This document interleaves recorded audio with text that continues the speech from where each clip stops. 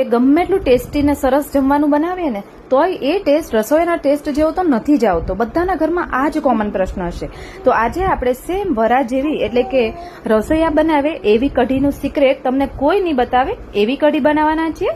તો સેમ બાર જેવી રસોઈયાની કઢી બનાવવાનું ફટાફટથી સ્ટાર્ટ કરીએ. તો કઢી બનાવવા માટે આપણે પહેલા તો એનું માપ જોઈ લઈએ. તો આ પરફેક્ટ માપ સાથે તમે કઢી બનાવશો ને તો પહેલી વારમાં સેમ રસોઈયા જેવી તમારી કઢી પણ બનશે.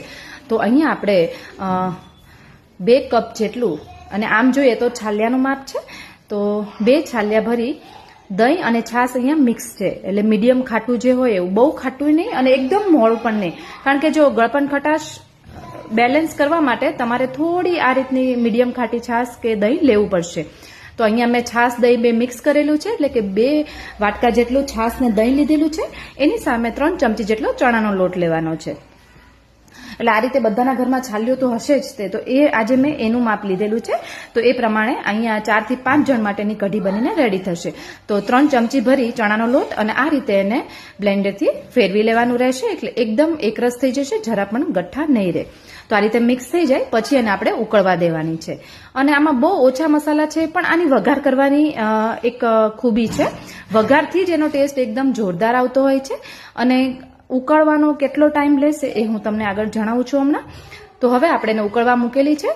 તો જો આ રીતની કન્સિસ્ટન્સી હોવી જોઈએ. તો થોડી અત્યારે આ જાડી હોય તો આને આપણે જાડી પતલી કઈ રીતે રાખવી એ જોઈ લઈએ. તો એના માટે આટલા માપ સામે આપણે 1 ગ્લાસ જેટલું પાણી નાખવાનું રહેશે. અહીંયા તમે 1 થી 1.5 ગ્લાસ પાણી નાખી શકો. આ થોડી વાર પડી રહેશે તો થોડી ઘટ્ટ થઈ જતી હોય છે એટલા માટે. અને રસોઈયાની કઢી હંમેશા થોડી જાડી હોય છે.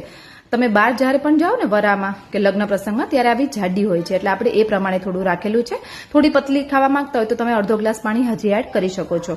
અને અહીંયા ટેસ્ટ પ્રમાણે મીઠું એડ કરી દઈએ અને સાથે 2 ચમચી જેટલી ખાંડ, અહીંયા 2 થી 2.5 ચમચી જેટલી તમે ખાંડ એડ કરી શકો છો. કારણ કે આપણે અહીંયા ખટાશને બેલેન્સ કરવાની છે. તો આવી રીતે ખાટી મીઠી કઢી હશે ને તો એકદમ ટેસ્ટી બનશે. અને સાથે અહીંયા મેં મીડિયમ તીખું મરચું હોય એવું લીધેલું છે અને 1 તીખું મરચું એ અડધું લીધેલું છે.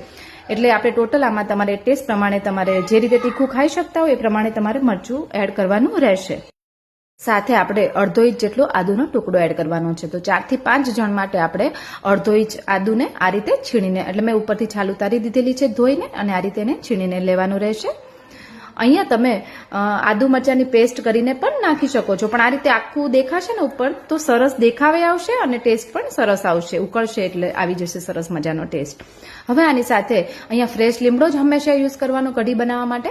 તો અહીંયા 1 તીખી લીમડાની મેં ધોઈ અને આ રીતે આખી નાખી દીધેલી છે. બાકી આપણે વઘારમાં એડ કરશું. તો આ રીતે લીમડાને ઉકાળવામાં નાખશો ને તો એનો ટેસ્ટ સારો આવતો હોય છે લીમડાથી, અને વઘારમાં નાખશો એટલે એનો વઘાર પણ એકદમ ટેસ્ટી બનશે. હવે આપણે એને થોડી વાર માટે ઉકળવા દઈએ. તો અહીંયા 6 થી 7 મિનિટ માટે એને ઉકળવા દેવાની છે. આ રીતે ઉભરો આવવો જોઈએ અને કલર થોડો ચેન્જ થાય ને એવું તમને લાગશે. જો વ્હાઈટમાંથી થોડો ડલ પડશે એવું તમને દેખાશે.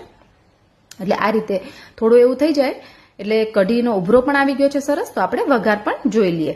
તો આને તમને જોઈને જ એવું લાગશે કે એકદમ ઇઝી છે, કારણ કે આમાં કોઈ જાતના એવા એક્સ્ટ્રા મસાલા નથી, તો પણ કઢી એટલી સરસ બને છે.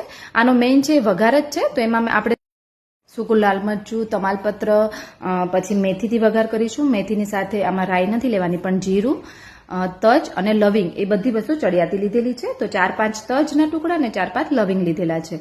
તો અહીંયા આપણે 1 ચમચી જેટલું તેલ લેવાનું છે. અહીંયા આપણે તેલની સાથે સાથે આનો વઘાર હંમેશાથી તમારે ઘી સાથે જ કરવાનો, અથવા તો એકલું ઘી પણ નાખી શકો. પણ તેલ નાખશો ને તો ઉપર એક લેયર બની જશે કઢી ઉપર, જે એકદમ સરસ લાગતું હોય છે, દેખાવ જોરદાર લાગશે.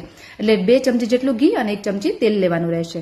હવે બધી વસ્તુ થઈ જાય એટલે આપણે એ અડધી ચમચી જેટલું અહીંયા મેથીને વઘારમાં નાખેલી છે. મેથીથી ટેસ્ટ બહુ મસ્ત આવતો હોય છે, એટલે આપણે કડવી નહીં લાગે બિલકુલ, પણ સારી લાગશે ટેસ્ટમાં. એટલે એ નાખવાની.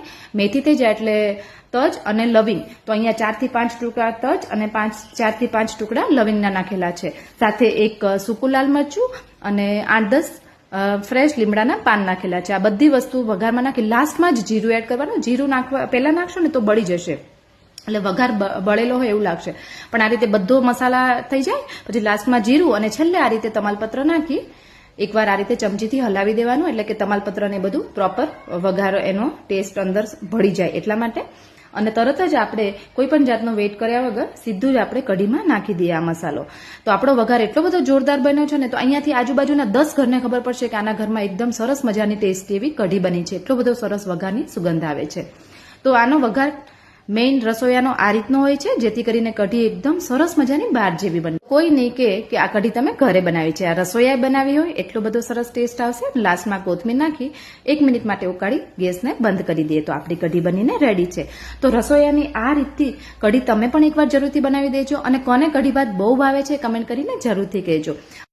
અને સાથે તમારા સિટીમાં કે ગામમાં અત્યારે એટમોસ્ફિયર એટલે કે વાતાવરણ કેવું છે, ગરમીવાળું છે કે ભેજવાળું છે, એ પણ મને સાથે કહેજો, તો મને પણ ખબર પડે કે કયા ગામમાં અત્યારે એટમોસ્ફિયર કેવું છે.